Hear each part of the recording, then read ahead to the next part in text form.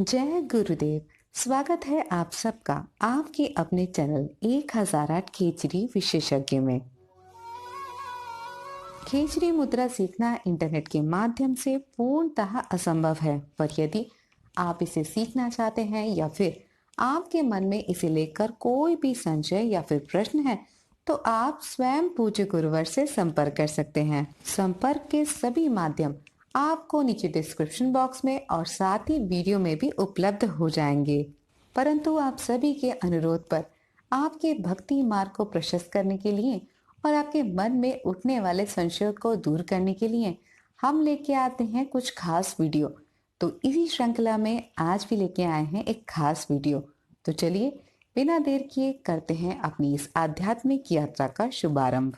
अक्सर बहुत सारे लोग पूजा पाठ नियम धर्म का पालन तो करते हैं, लेकिन मनचाहा परिणाम नहीं मिलता। फलस्वरूप आध्यात्म मार्ग से भटककर अपना जीवन दूषित करते हैं और दुर्गति को प्राप्त होते हैं। ऐसे में अक्सर मन में विचार आता है कि कैसे हम इस मार्ग पर आगे बढ़ें, कैसे दुर्गति से बचें।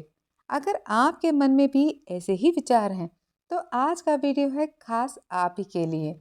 तो आज के वीडियो को ध्यान से सुनिएगा। देखिए, एक बार की बात है, एक गांव में भोला नाम का एक व्यक्ति रहा करता था। वो बहुत गरीब था। वो हर पल ये सोचता था कि कैसे इस गरीबी से बाहर निकलूं। खाने को अनाज नहीं, काम करने चले तो काम नहीं। एक दिन वो बहुत दुखी होकर किस्मत को कोस रहा था। तभी एक व्यक्ति उसके पास आया और उसने कहा कि अगर तुम्हें गरीबी से छुटकारा पाना है तो तुम्हें भगवान विष्णु की पूजा करनी होगी। जानते हो, भगवान विष्णु लक्ष्मीपति हैं। तो जिसके चरणों में स्वयं माता लक्ष्मी हो, वो अगर प्रसन्न हो जाए तो धन की वर्षा हो जाएगी। ये बात भोला को जच गई और उसने उसी दिन से भगवान विष्णु की पूजा अर्चना प्रारंभ कर दी।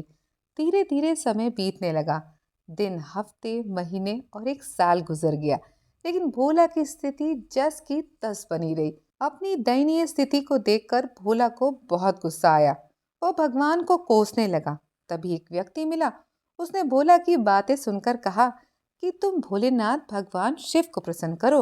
वो भोले हैं, जल्दी प्रसन्न हो जाते हैं।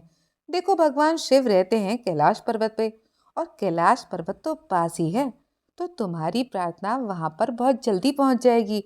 और भगवान विष्णु तो बैकुंठ में रहते हैं, और वो जानते हो बहुत ही ज्यादा दूर है। तो वहां तक तुम्हारी आवाज पहुंचने में बहुत ज्यादा समय लग जाएगा।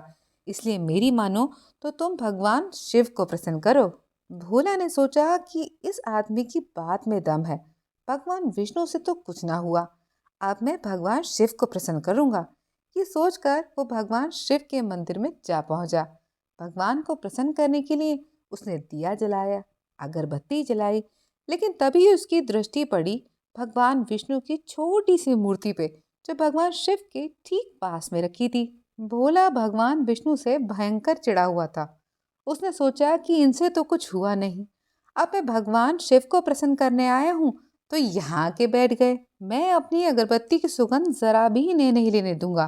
ये भगवान शिव के लिए आई है, इसीलिए इसका एक कण भी इनकी नाक में नहीं जाना चाहिए। ऐसा सोचकर उसने रुई के 2 टुकड़े निकालकर भगवान विष्णु की मूर्ति की नाक में डाल दिए। अपने भक्त के भोलेपन को देखकर भगवान मुस्कुराए और तुरंत प्रकट हो गए। भगवान को अपने समक्ष देखकर भोला हैरान था। भगवान ने कहा, मांगो, क्या मांगते हो? भोला ने कहा, अच्छा, अब आए आप। अब तो मैं आपकी पूजा भी नहीं करता। भोला की भाव भंगिमा और उसकी बातें सुनकर भगवान हंसने लगे और उन्होंने कहा कि अच्छा, एक बात बताओ, क्या कोई परीक्षा में भाग लिए बिना उत्तीर्ण हो सकता है? भोला ने कहा, नहीं। भगवान ने कहा कि अच्छा, ये बताओ कि अगर कोई परीक्षा में प्रथम आए तो? भोला ने कहा, तो उसे पुरस्कार मिलता है। भगवान ने कहा कि मैं भी तुम्हें पुरस्कार देने आया हूँ। मैं तुम्हारे संयम और समर्पण की परीक्षा ले रहा था। मैंने देखा कि मुझसे क्रोधित होने पर भी तुम्हारे हृदय में सिर्फ मैं ही था। पहले तुम प्रेम से मेरा स्मरण करते थे, फिर गुस्से से करने लगे। तुमने मुझे त्याग कर भगवान शिव को चुना, फिर भी तुम मुझे ही देखते रहे। तुम्हारे हृदय में हर पल मैं ही हूँ। अब जब तुम मुझे इतना स्मरण करते हो, तो भला मैं तुम्हें छोड़कर कैसे जा सकता हूँ? मुझे तो तुम्हारे समक्ष आना ही पड़ेगा ना। अर्थात मेरे प्रति तुम्हारे प्रेम की परीक्षा में तुम पूर्ण अंकों से उत्तीर्ण हुए हो। इसीलिए आज मैं तुम्हारे समक्ष आकर तुमसे पूछ रहा हूँ कि तुम्हें क्या चाहिए। भोला ने कहा कि मुझे क्या चाहिए ये तो आपको पहले से ही पता है, आप वही दे दीजिए। भगवान तथास्तु कहकर अंतर्ध्यान हो गए और उसी क्षण से भोला का जीवन परिवर्तित हो गया। वो गरीब भोला से सेठ भोला कब बन गया उसे खुद भी पता नहीं चला। तो यहाँ समझने वाली बात यह है कि आप भगवान के किसी भी रूप की आराधना करें, जल्दी या देर जैसा कुछ नहीं होता। आपकी श्रद्धा और समर्पण बहुत महत्वपूर्ण है। सरल शब्दों में समझें तो आप ऐसा कह सकते हैं कि मान के चलिए आपके माता पिता से आपने कोई छोटी सी चीज़ मांगी, जैसे कोई टॉफ़ी, तो वो आपको जल्दी से दे देंगे। लेकिन अगर आप उनसे कार मांगते हैं तो वो सोचेंगे कि क्या वाकई में आप कार चलाने योग्य हैं। आपकी आयु तो अभी मात्र 5 वर्ष है। कार चलाने के लिए तो कम से कम 18 वर्ष की आयु होना आवश्यक है ना?